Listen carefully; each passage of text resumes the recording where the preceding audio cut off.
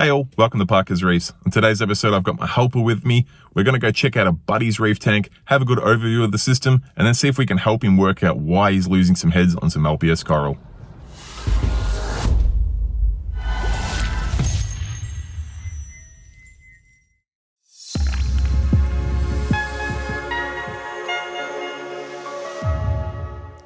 Alright, thank you for joining me on another episode of Parker's Reefs, and I'm super excited to say that today we are back out doing some tank tours. Local reefer Kris reached out to me and said, would I be able to come by and check out his tank, because his Cade is set up with some of the best gear, with a full suite of Apex automation, some high quality lights, good flow pumps, good skimmers, you name it, it's got the best of the best gear on there. However, he's just not seeing the results that Kris would expect after 18 months with his corals. His fish are tracking along quite well, but the corals are just struggling a little bit, and he really just wanted an extra set of eyes to have a look over the system to see if there was anything obvious that he could change up to get some better results. So I figured, rather than just go along myself and have a look at the system, that I'd bring the camera along and share it with all of you guys at home, because what's better than two sets of eyes, a few thousand sets of eyes? We can all have a look over Kris's incredible system with the full set of Apex automations, great quality lighting, flow pumps, got all the gear. We can all have a look at it and see if there is anything obvious you'd recommend Kris change to get some better results out of those corals. So no need for any further preamble from me. Let's go see this system. I'm sure you're going to like it. Cool. All right. Here we are, Kris. Tell us all about your tank, man. Looks amazing. Thanks, Sam. Yeah, so the tank is a Cade 1800. It's been running since September 2020. It's actually a COVID tank. I got a little bit bored, and we couldn't leave our house. So I thought, since we moved about 3 years ago, I had to sell all my stuff, and I thought, okay, well, we'll start it again, keep me busy and entertained. I was really getting a little bit down on myself, like most people during COVID, obviously. For sure.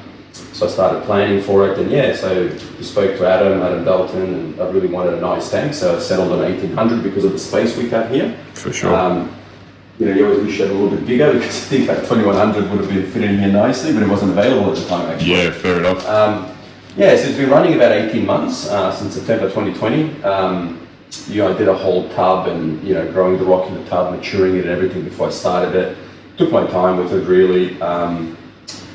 And this is where it's at the moment.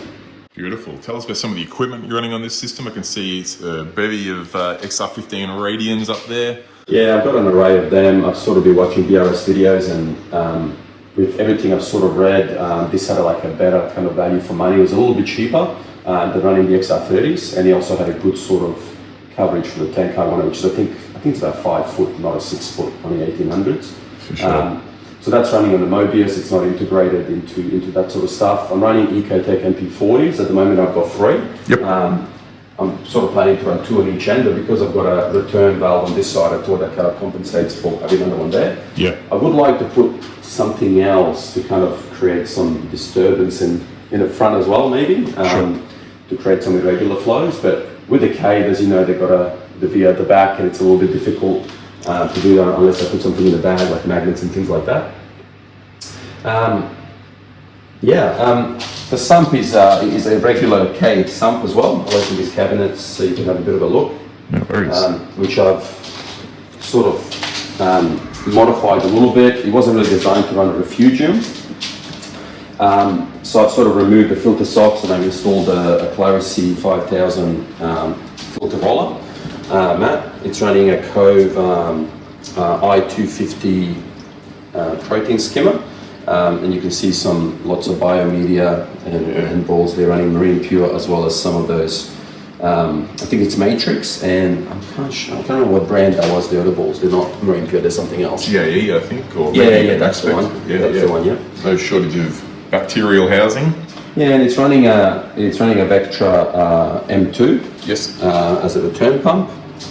You can see a little bit of carbon at the back as well, and I'm running a Kessel 360X for the refugium light, which runs on the opposite side to the daytime, obviously, lights. Beautiful. And I like the way you blacked out the sump there, just to keep all the light contained in there. Yeah, exactly. you can tell, you can tell why I've done it straight away. It used to be like a disco in here at night, and you're watching the TV and all that, and it wasn't really working out as I like to. So I've actually blacked out the whole bottom of it as well. Yeah, right. So it was all kind of see-through. I think it's something Cade could potentially do, but I put vinyl under there. Yep. Just to keep that, because it was coming through. He actually started as a bare bottom tank, believe it or not. If you remember when we talked about it. Yeah. And at night I used to just get obviously stuff coming through. So I got to fix that, and then later with sand obviously wasn't a problem. But yeah, so that kind of worked out nicely. It's also running an Apex. It's an Apex sort of control tank with a controller. It's running an Apex, 2016 Apex, as well as a Trident and some of the Apex gear. So I'm running 2 pumps that do alkalinity, calcium, magnesium, and NOPOX to control nitrate and phosphate a little bit. And the bottom pump is running, I'm running an IBC, kind of similar to yourself, Sam. And our waterman delivers sort of the water, and I'm changing about 15 litres a day, which is about 100 litres a week, which in this system is about 10 to 15%. Yeah, lovely. As well. You can see on the side here where I run all the dosing containers as well. This is where all the pumps are. I've actually removed the standard Cade power sockets here, purely because they're on Bluetooth. I couldn't integrate them into Google Home. I'm a little bit of a love automation. I do that at work as well, so I've removed that. But at one point, I'm wanting to replace this panel and make it a little nicer. But this is where all the equipment is, the brain, I guess, and all my dosing containers. I've got a Trident waste going into here. So I've got a little switch running on there, obviously, to tell me when it's full, so I can empty it as well. Beautiful. To avoid disasters, which I had in my first tank. Nice. You got just the breakout blocks with some float switches. I noticed you got one on the skimmer as well. Yeah. Just some nice little simple automations. You there as well. That does the trick. And then all the Ecotech controllers mounted up there. Takes full advantage of that space on the Cade tanks. Works a treat. It really does, yeah. It's in a good spot. And then it's all wired to, obviously, the dashboard, which is really handy, especially I've just come back from a 2-week vacation. And I know there's a lot of, controversy around Apex systems, but I gotta say, mine has been brilliant. I've had 0 issues with mine. It's worked really well. It's never been connecting or disconnecting. I know some people have had problems with internet connection and routers and things like that. Mine seems to connect automatically when that happens. Yes. And I haven't even set up a static IP address, which is great. And it's all available kind of on your phone, and you can change things. Even when you have a house sitter, they tell you something's not going right, you can look at it and go, don't worry about it, it's all good. You know? For sure, yeah. And the way I've got it set up, I can go away probably for 3 weeks at the moment, and with the automatic feeder on top there as well, that kind of keeps everything sort of going within the right sort of parameters. The lights run on about a 9-hour cycle, with a little bit of a moon phase at the end as well. So it's pretty self-managed in terms of tank. It's very automated. I sort of clean up the sump every now and then, and I'm having a little bit of algae issues at the moment with a little bit of a raised phosphate, which I'm going to try to kind of work through. But the rest of that, I think it's pretty kind of self-running at the moment, which is nice. We can just enjoy and relax and enjoy it at night. Definitely. I love this scape you got going. Did you make this scape yourself? I did, yeah. Absolutely beautiful. Really takes advantage of. I really like fish. I love coral as well, but I love the fish, and I want to give them a lot of kind of nooks and crannies to kind of sleep and swim through. And yeah, plenty of swim through space. It looks a treat. And speaking of the fish, can you tell us of some of the fish in the system? Yeah, so a lot of tangs, obviously. As you can see, I've got a lot of fish here are almost 18 months old now. So nice. The system is running a UV system as well. Yes. So the fish seem pretty healthy, and but I'm running. Obviously, I've got tangs. I've got a lipstick tang or the Nassau. I've got a lieutenant tang back there. I've got an Indian coal, yellow-eye coal, because there's been some stoppage in Hawaii, and we couldn't really get the Hawaiian version. Sure. The Indian yellow eyes are gorgeous as well, though. So no issue there. I got a few antias, obviously. I think they're like the goldfish of the ocean. They kind of look nice and definitely give plenty of colour and movement. Yeah, I've got a blue or a hippo. I've got a coral beauty there in the middle as well. Yeah, That instance, it was like tiny, like a thumb size almost. I didn't know when they sent it to me. I actually bought that online. I didn't know if he was going to make it, but yeah, she's always been happy. Beautiful. I've got a Hurricane Tusk there, the Great Barrier Reef one. He's one of my favourites. I mean, I know he's he can go for your cleanup crew, but he's been pretty good. I've been feeding him kind of regularly. And he's been all right. He hasn't been a problem so far, but I do have to worry, obviously, not getting some shrimp and things like that. Definitely. they'll go right for them. Absolutely. I've got a great barrier reef clown. There used to be two of them. One did pass away, which I was sad about. Unfortunate. They were a pair. But that was a long time ago now. Yeah, I think I've got most of them covered there. Beautiful. So let me get in and have a close look at this Lieutenant Chang. He's been pretty shy around the camera. Yeah. Which is funny because he's probably the boss of the tank, but the boss of the tank's The often lipstick shy. has been chasing him around a bit. Okay. Between him and the lipstick. Yeah, right. Yeah, he's finding his place. He's been at it only 3 weeks ago. Okay. Right before we leave, so he's fairly new, so he might become the boss. Yep. Yeah, Eventually. give him time. That's right. I thought it looked pretty. I got that from Deer Park Aquarium as well. Most of my stock is actually from Deer Park. From Dave there. I think he's got some beautiful fish and coral, and I tend to use my sort of preferred local shop. No worries. All right, nice. So that's some of the fish. Now, you've got some corals in there too, but you actually caught me out because you're experiencing a little bit of some polyp bailout with some corals, and we want to just have a look and see if I can spot anything obvious, but also all the viewers to see if there's anything they can spot to help us work out what's going on, particularly with some torch and some hammers that are just dropping some heads. So can you tell us about what you've been experiencing, and we'll see if we can narrow our way through it. Yeah, so I've had a bit of I think it might be a little bit of a phosphate issue. The phosphate has been pretty low, and I've been running my own no-pox sort of mix based on what I read on Reef to Reef, and that's been working fine. It's been a bit low, but then talking to some people, I've been told that it could create a little bit of, unwanted bacteria as well in the tank, unwanted mix of bacteria. So I've kind of pared that back a little bit. And it's only been running about 5 mil, and this is a 200-gallon system. So not a huge amount, and I noticed the moment I've done that, the phosphate sort of creeped up a little bit again, which might have something to do with that. My biggest concern has been that, I haven't been able to keep some of the coral because of that bailout, and it's been kind of demotivating me a little bit. Yeah, absolutely. I just want to find out kind of what the root cause is. I'm also having a little bit of algae issue, as you can see, so I'm hoping if we can strip the phosphate out. I've never used GFO, I've heard that's a good remedy, but I didn't want to strip it too fast because everything I read is everything's got to be happening slowly, and we don't want to kind of strip it out and then you have dinos and other sorts of issues as well. So, but I want another set of eyes because no one's actually come and looked at my tank. Yeah, I can know. Talk to people, you can do threads, you can do stories, but I feel like I'm putting a lot of effort and time into it, but I am getting something wrong. And it's my second tank. I'd really like it to be successful. We all put a lot of money and time and effort into them. I just want to make sure I'm not making any rookie mistakes, and that I'm successful in the long run. I know it's a long-term thing. For sure. But if I can get some advice either from your viewers and yourself in terms of what I can change, I think that would help. The other thing is I've been running a Triton method for a long time. Yes. So I think that might have had something to do with it. I had some issues using bad tests by Red Sea as well. They weren't expired or anything. I've checked all of that, but for the longest of time, they were returning very low values for me. And when I switched to HANA testers for phosphate, nitrate, and other things, I mean, I had a huge spike. My nitrates were like 50, whereas NIOS was reporting 5. HANA, the phosphate was around 0.02, and HANA said 0.48 when I first tested. And that was a big issue. So obviously I had to rectify that very slowly. Yeah, we all want to do a huge water change and get it all back down, but then I didn't want to shock everything, so I was slowly taking it back. So it's kind of a work in progress tank. And because I was doing Triton method with ICP testing, I wasn't doing the water changes. I didn't think my refugium was big enough, to be honest. Yeah, for sure.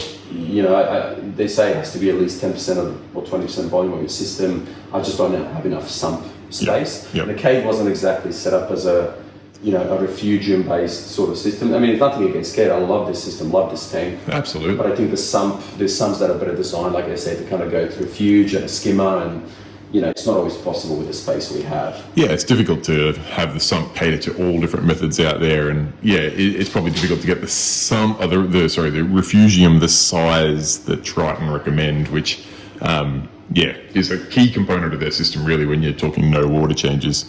And it's why I sort of now just switched over to that. We talked about that. I've got an Apex running, obviously the automated water changes. The pump here at the bottom we sort of talked about is doing a 15-litre water change at night because they can be quite noisy. The whole Apex dose, they're not known to be the quietest of pump, but they do work an absolute treat. The other ones are fine, but the last two, I mean, my IBC is all the way back of the house. We're talking 30 metres away, and it's got no issues once it's primed. Yeah, beautiful. Pulls the water through. So now that I'm doing kind of automatic, and I'm using natural salt water, a little bit IQ, the same water guy, I sort of think I need to change my method maybe from Triton because obviously I'm doing some sort of hybrid here now. And maybe I need to change the mix to switch it over slowly, obviously, so I don't upset things over time.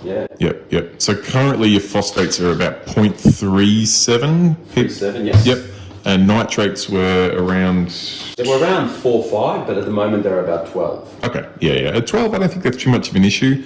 I'm curious to see what the viewers think. My thoughts on this system would be to add some GFO into that reactor where the carbon is, see if we can just slowly and gently pull that phosphate down to anything below 0.1, probably between 0.02 and 0.12 would be the happy range for in my opinion anyway. And I think your nitrates will, as that phosphate comes down, I think the nitrates will come down too, but the advent of the auto water changes at night, I think will bring those down as well. If they get to a point where they're over 20, we might need to increase the water changes, but if they stay under 20 and hopefully if they gradually decline, I think we'll be all right. But what I'll do is I'll also grab a sample of water to take home. I did actually forget to bring my spin touch, which one of the key things apart from the camera that I was going to bring along just so we could get a third opinion on the parameters of the water, or a fourth opinion if you count Red Sea, Triton, Hannah. We'll get the spin touch just to get a value as well, just to make sure that we're at least talking the same ballpark, because the last thing we want to do is act on a value that's maybe not quite there. So I've had a bad experience with that. That's already happened once with the Red Sea test. OB grade home tests to do what we need, but sometimes they can let us down, I think. And I mean, Red Sea was usually pretty good to me, but this time that kind of really let me down. And I should have maybe tested another kit or tried something else, but I just trusted it. I'm a trustworthy guy, so I just trust whatever I get. I go, that's what it is. And I wouldn't be hard on yourself or even Red Sea. Any test kit can go off, and all the more reason why. It's always good to run a second or a third opinion on a test just to see where things are at, particularly if you are experiencing some issues. And I know you wanted me to come out here because you were worried there was something potentially obvious wrong. I honestly, whilst there's a bit of algae in there and you've lost a couple of heads of coral, I don't think there's any huge issues there. I feel like the algae on the rocks is just coming through from the phosphate that's bound in the rocks. If we can starve that out, then the fish and snails will clean it up from there. Then once that phosphate's dropped down, I think you'll be fine with the LPS coral not bailing out. The flow looks pretty good to me. I think from the 3MP40s, the flow looks pretty nice. Obviously the nice open scapes working really well there. The sump layout looks perfect to me with that big fuge, and maybe not quite Triton big, but it's still a large fuge in a system this size. Skimmer looks like it's tuned in perfectly, plenty of bacterial housing. Water changes are always going to fix things. Sometimes the best solution is dilution, so I think, if we just keep the water flowing through, that should work well. There's definitely no issues with the lighting. The 4XR15s are providing plenty of... Have you ever done a PAR test on the system? No, that's one thing I haven't. I don't have access to a tester. I probably should, but I was sort of thinking if I kept the LPS down low, I wanted to do a mixed reef and put some SPS on top. I'm hoping that's going to kind of provide the right balance. But I should really, that's not... I haven't really gotten a lot of SPS or any SPS, as you can see. So sure. I think I tried one stick once, a wild one. That didn't fare too well. I think I did it at a 6-month mark of the tank. Tank wasn't old enough yet. I think there was some lack of bacteria as well. It's a bit of diversity. But I wanted to, honestly, I really love I love the softies. I love the LPS. I love the movement and everything. Absolutely. So, part of me always just wants to switch it into that and just leave it there. But I do love to see some sticks on the top where it's more part as well. For sure. But I'll do that once, I guess, I'm down at perfect levels, or some viewers can give me some info as well. And if we can get down to getting those levels down, then I'd like to give them a go. Yeah, look, to be honest, I don't think PAR will be the issue, and it definitely wouldn't be causing LPS polyp bailout. So I don't think it's going to unearth anything, but I was just curious if you did have any values, because I'm sure people looking at Cades would be curious on what the 4 XR15s would produce. But and these are only set at about 60% at the moment, so they're not blowing or burning, I think, anything too harshly. For sure. They're set at about 8 inches from the tank, just kind of like the BRX suggested. Yep. So I think it's a kind of, I'm hoping they're in the right ballpark. Yeah, they definitely look like it. In the ballpark at least, you know. The corals that are in the system, they're definitely not bleached or look like they're under lit. So I think lighting is good. I think flow is good. I feel like we just got some nutrients in the water, and once we get on top of that, the snails and fish will take care of the algae. A couple of aptasias that we'll want to sort out before they get completely out of control. There's a big mama hiding down in there. Not sure. Loving that spot. You can just see, if I get my finger there, the tentacles hanging out there. It's just a slightly awkward spot to get to, but we'll get some Aptasia Rex or something similar onto them and see if we can get on top of them. And I think this system's ready to bounce back and show its full potential. Yeah, I hope so. I even got an urchin in here. That's a new addition. Not sure if you can grab it. He tends to hide in the corner. It doesn't really during the day. The moment the lights kind of go out, he will he'll come out and walk everywhere. And I think I've seen him eat some of the stuff already. So I'm hoping he'll make a little bit of a difference as well. Big, long spine urchin, gorgeous. So we'll see what happens with that. See how he goes. Well, that's a beautiful system. Thank you so much for walking us through it. I really appreciate the opportunity to check out the tank, and I always do love seeing systems that have had a lot of thought put into them and really well executed, the way you've got your apex and your sump layout, as well as all the equipment in the system. Plus, I absolutely love that aquascape. I think that's a pure masterpiece, and I can't wait to see it thriving with corals. And I'd love to see some big leathers hanging off some of those perches there. So if I can talk you into some nice long polyp leathers in the future, I think that'd look incredible in the system. I'm looking forward to it. Awesome. Thanks, man. Thanks, Sam. All right, guys, there you have it. That is Chris's incredible Cade system.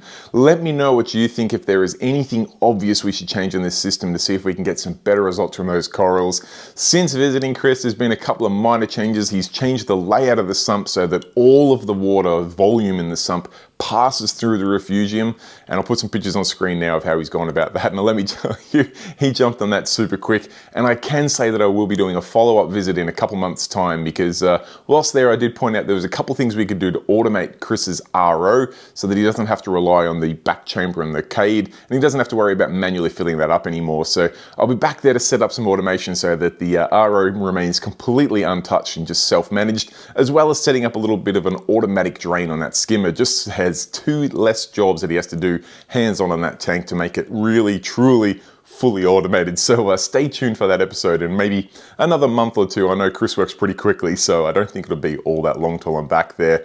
But as touched on, if you've got any suggestions for things you'd like to see changed on that tank, just to see if we can get some better results from the coral. Personally, I think it's just a bit of phosphate bound up in the water, and with some slow introduction to some GFO, we'll bring that down, and I think the corals are going to spring to life. But I'd appreciate any opinions you guys have out there, as long as you keep it constructive, of course. Anyway, guys, I will wrap things up there. Thank you so much for watching. If you've got any questions, comments, feedback, pop it in the comment section down below. And as always, if you enjoyed the video, please do give it a thumbs up. Till next time, guys, stay safe, keep reefing. Cheers. Bye.